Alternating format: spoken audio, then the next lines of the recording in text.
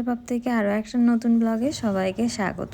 সকাল সকাল রেডি হয়ে বেরিয়ে পড়েছি। ওই এখন বাজছে 12টার মতন। দুপুরে লাঞ্চও সেরে নিয়েছি, তারপরে 4জন মিলে বেরিয়ে পড়লাম বাইক নিয়ে ঠাকুর দেখতে।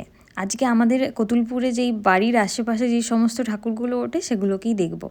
তো কতুলপুরে আমরা যেই স্কুলে ছোটোবেলা থেকে পড়েছি আমি আর আমার বোন, সেই স্কুলেই ফার্স্টে চলে এলাম। আমাদের স্কুলটা ছিল গার্লস স্কুল, তো সেখানেই চলে এসেছি। আর এখানে এত সুন্দর করে ছাত্রীরা আলপনা দিয়ে স্কুলটাকে, যেখানে ঠাকুর উঠেছে ওখানটাকে সাজিয়েছে, খুবই সুন্দর লাগছিল। আলপনাটা কি সুন্দর লাগছিল, আর ঠাকুরের প্রতিমাটাও খুব সুন্দর হয়েছে। তো এখানে দেখা হয়ে যাওয়ার পর আমরা চলে এলাম সোজা বয়েজ স্কুলে চলে এসেছি। এটা হচ্ছে গেট, এখান থেকেই ভেতরে যাওয়ার গেট। তো এখানে হচ্ছে মাধ্যমিক পর্যন্ত মনে হয় বয়েজ ছিল, আমরা যখন পড়েছি তখন তো মাধ্যমিক পর্যন্ত বয়েজ ছিল। তারপরে 11-12 হচ্ছে এখানে ছেলে মেয়ে একসাথে পড়তে পারে। তো সেইটাই। তারপর এখন জানি না কি হয়েছে, তখন আমরা যখন পড়তাম তখন ওটাই ছিল। আর এখানে দেখতে পাচ্ছেন বেশিরভাগটাই ছেলে আছে। তো চলুন ঠাকুরটাকে শেয়ার করি আপনাদের সাথে। এখানেও সরস্বতীর প্রতিমাটা খুব সুন্দর দেখতে ছিল, আর এখানের ডেকোরেশনটা হচ্ছে শোলা দিয়েই সাজানো ছিল। বাট আমার না সবথেকে ওই গার্লস স্কুলের ঠাকুরটাকে বেশ সুন্দর লেগেছে। প্যান্ডেলটাও খুব সুন্দর করে সাজিয়েছে আলপনা দিয়ে। আর এই যে স্কুলের নামটা হচ্ছে কতুলপুর উচ্চ বিদ্যালয়। আর এখানে মনে হয় কোনো মঞ্চটাকেই সাজিয়ে এখানটা করেছে। তো দেখা হয়ে যাওয়ার পর আমরা চলে এলাম সোমাদিত্যবাবুর কলেজে, কামারপুকুর কলেজে বেশি ভিডিও ছিল না, তাই একটুখানি ভিডিও শেয়ার করলাম। তারপরে আমরা একটুখানি সর্ষের ক্ষেতে দাঁড়িয়ে কিছু ছবি তুলেছিলাম, তো চলুন সেগুলো শেয়ার করি।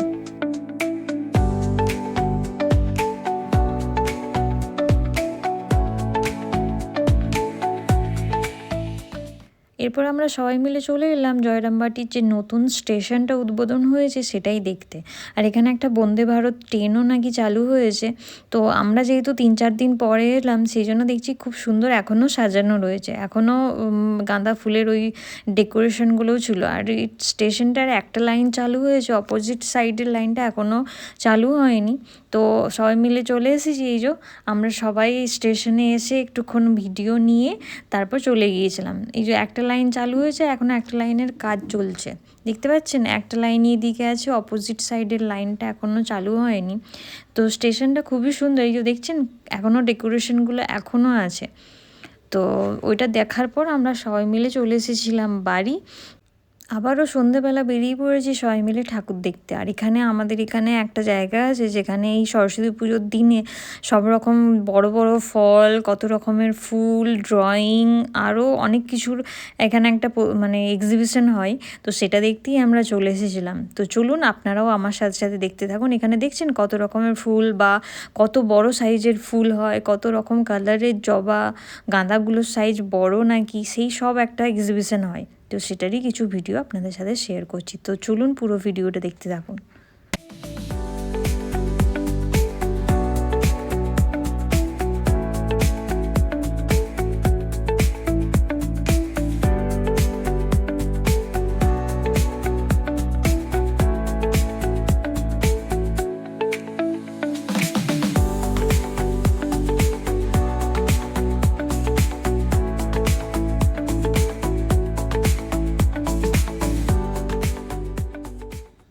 দেখলেন কত রকমের ফুল আছে, কত রকমের সবজি আছে। এখানে ওলগুলোর সাইজ দেখছেন কত বড় বড়, আর আগেটাই দেখালাম বেগুনগুলোর সাইজ এক একটা কত বড় বড় হয়েছে।